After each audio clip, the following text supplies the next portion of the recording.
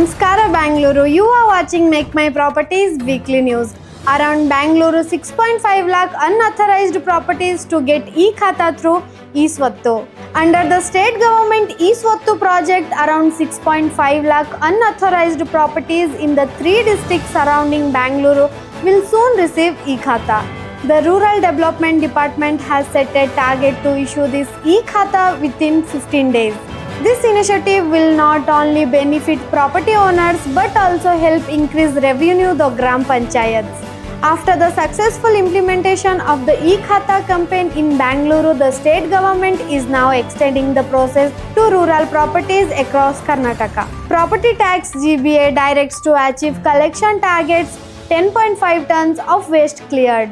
Bengaluru October 18 officials in the western limits of the city have been instructed to take appropriate steps to achieve property tax collection targets.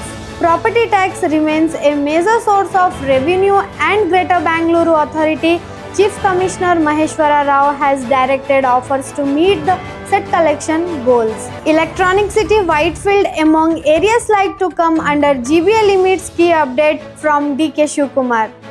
The state government is preparing to bring several outer areas of Bengaluru under the jurisdiction of the Greater Bengaluru Authority. Deputy Chief Minister DK Shivkumar has revealed that a meeting with officials has been called to discuss with expansion plan. Areas like Electronic City and Whitefield are among those being considered for inclusion under the GBA limits. Preparations are underway for the construction of a second international airport in the state capital, Bengaluru.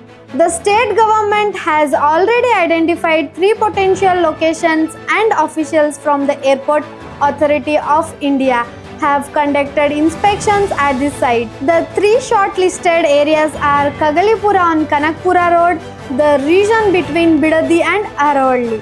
This is the real estate update this week from Bengaluru. See you in the next video with more information. Thank you.